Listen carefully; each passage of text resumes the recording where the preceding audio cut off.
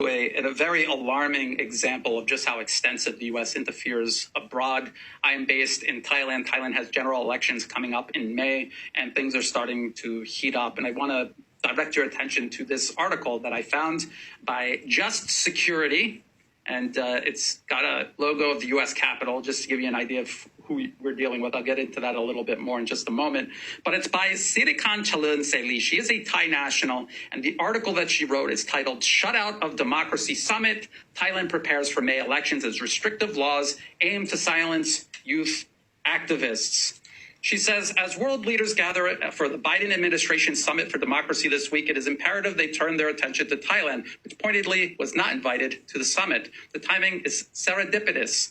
Thailand's next general election is slated for May 14th. It is arguably the most important election in Asia this year, as it could set the tone for democratic rights in the region. It also represents a chance to curb the junta's influence and shift power to the Thai people where it belongs. So she's openly opposed to the current government. She wants the opposition to take power. That's what she's saying there. And of course, when she talks about setting the tone for democratic rights in the region, she actually means U.S. influence, because that is what this is all about. It is about a region that works closely with China, and a region the United States would like to transform into a battering ram against China. At the very least, remove China-friendly governments from power and install U.S. client regimes in their place, who can then roll back all of their cooperation with China and isolate China here in Asia. And at the very end of the article, this is what she says. This is how she ends her piece. The United States and world leaders can and must seize this opportunity to restore democracy in a country that has been backsliding for too long. So she's talking about and she's calling for the United States intervening into the internal political affairs of Thailand. Sirikan Chalun Seli is a lawyer. If you listen to her speak in Thai or in English, she's constantly referring to the rule of law.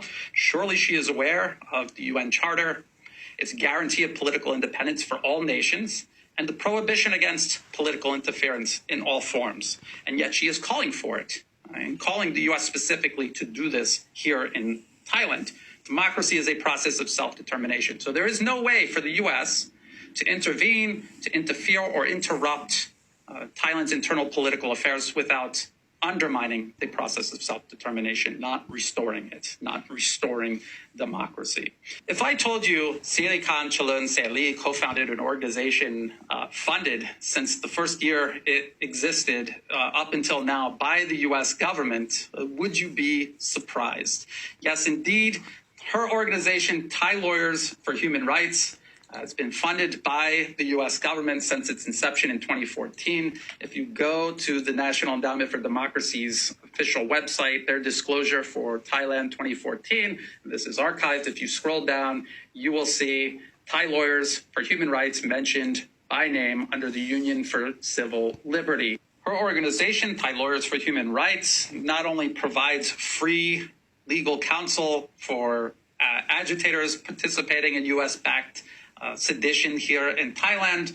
One of their lawyers actually serves as a core leader of the protests. This is Frontline Defenders, a profile featuring Anand Nampa, and they list his affiliation with Thai Lawyers for Human Rights right here. You can find articles like this from Time Magazine and elsewhere where they detail his role as a core leader of these protests.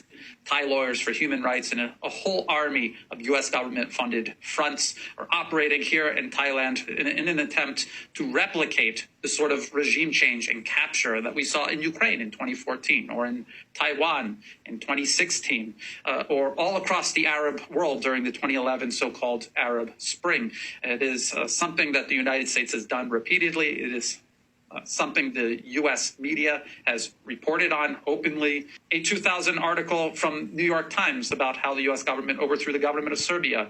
A 2004 article by The Guardian about how the U.S. government overthrew the governments of Georgia, attempted to do so in Ukraine and Belarus, and also, again, mentioning Serbia. And here we are in 2023, and the exact same template used by the U.S. government is being used against nations all around the globe, including here in Southeast Asia. And this coming May, the Kingdom of Thailand. It's very important that people understand how this all works. It's very important that we get ahead of these regime change operations before they even begin unfolding and making their way into the headlines, as we've seen in places like Libya or Syria or even neighboring Myanmar, right to Thailand's west. These operations can degenerate into armed violence, and it can consume an entire nation. Obviously, this is all connected to what is going on in Ukraine, the U.S. proxy war against Russia and Ukraine, and it all links to the U.S. confrontation with China, its desire to encircle and contain China and to use nations along its periphery, including nations like Thailand, against China, rather than allowing these nations to pursue their own best interests, which is doing business with China.